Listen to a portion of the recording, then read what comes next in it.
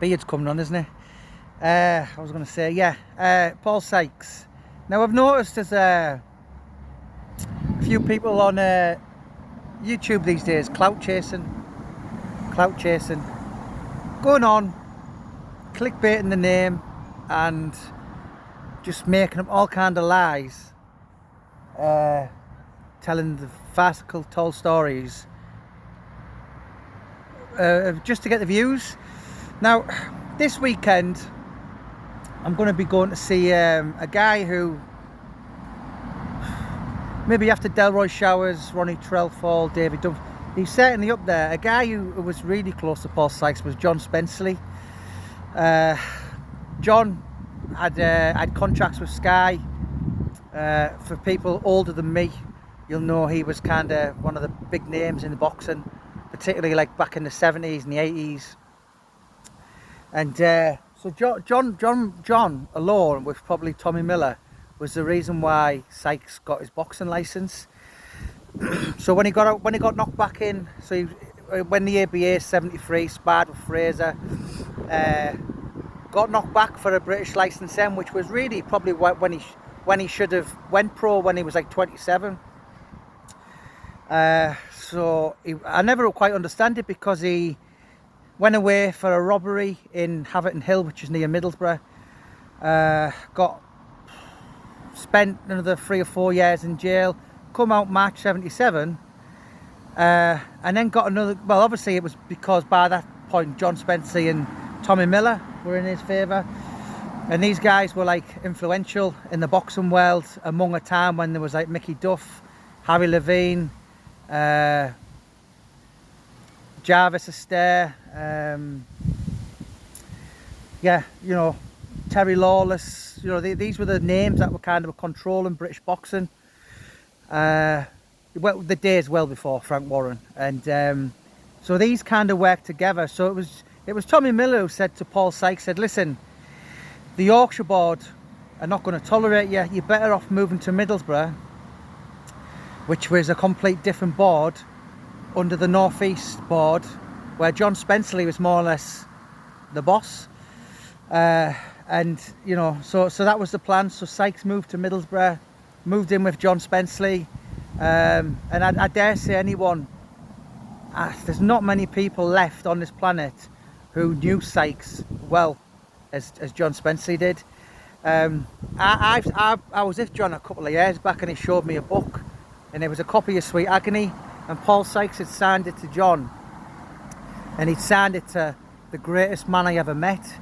Obviously John had done a little bit of jail in his time. He'd been a heavyweight boxer himself. I think John was a bit older than him. What's John, about 82, 83 now? So I think John had been about 8 or 9 years older than Sykesy. But they had this kind of mutual respect, and I dare say John Spensley was one of the very few who could probably talk to him and live to tell the tale, and maybe a slightly different way to any other people. But yeah, there's, you know, I mean, listen, people might be watching this and saying, well, what you're talking about, Jamie, because you never met him. And that's right, I never even heard of him till 5 years after his death. But in them, I mean, I've studied that man to the point where so the books were signed, so basically Paul's book along with my 3 have been merged to become a film, and the script was written from the research that I'd done along with Paul Sykes' book, which was written from 77 to 79. Sorry, I'm getting old. The film, I'm told by the film writers, there's 2, Leo Bill and Vaughan Civil. So the film's going to start from 1989, September 89, September the 11th, when he gets out of prison on the documentary. So all that research, listen, I never met him, but I've sat with his only sibling for hours on end. I've been to see his wife several times. Paul had 3 wives. I've become quite close with one of them. I've been to stay with her a few times, and I've been into prison to visit his son or sons. I've met a couple of them. I've interviewed his niece. I've interviewed. Do you know what I mean? So all the groundwork, essentially, for a film company was done by myself. So there's people out there who are just making their totally and utter tall stories up, and they don't know anything other than a lot of the people saying that. To give you an example, there was one guy out there telling a story, and he's saying, "Oh yeah, Terry Mitchell beat him up," which that's very true, because I interviewed Terry Mitchell. But Terry Mitchell beat Paul Sykes up in 1979. I dare say he was the only guy who ever beat really a prime Paul Sykes up. Everybody else was just taking liberties with an old man or a guy who used to be Paul Sykes. He was a shell of a former self. But the guy saying Terry Mitchell beat him up, which was November 79, and then he's saying, "Oh yeah, and Terry Mitchell picked up a bar stool and smashed him over the head." Now that was the Colin Bowman story, and that never happened till June or July 1997. So he's got two stories.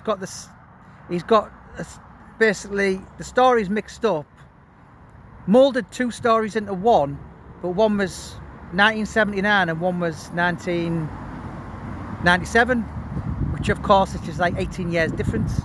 Yeah, and then this is where mythical bullshit and all these kind of things go in the grapevine, and it's folklore, and you know, and this is why so many people tell a load of nonsense. But obviously myself thoroughly became obsessed, and produced 3 Amazon best-selling books, which has been signed to be a multi-million pound, £2 million apparently, which apparently I'm told isn't a lot in the film world. But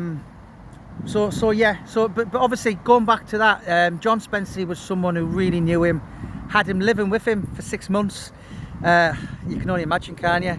This is when Sykes had just come out of Durham prison in 77, still institutionalised, just done more or less 13 years, barring 9 months, because obviously Sykes was 17 when he went away, come out a 30-year-old, so really he was still a 17-year-old kid in the body of a 30-year-old man, nearly 31. But John, as I said, I've met a lot of people over the last couple of years, particularly with Paul Sykes, and there's none, and John's still got all his faculties. He won't mind me saying he's getting on now. He's about 82, 83, I think. And he was a boxer as well, so he's obviously took a few punches, but his memory's really, really good, John's. And I've got a lot of time for him. I think I interviewed him about 7-8 years ago when I first. In fact, John was the first one. May 2015. I said, you know what, I'm going to write a book. Didn't even know I was going to be any good, but I thought it can't be that hard. I'll buy a dictaphone, I'll go and record people. A monkey could do it.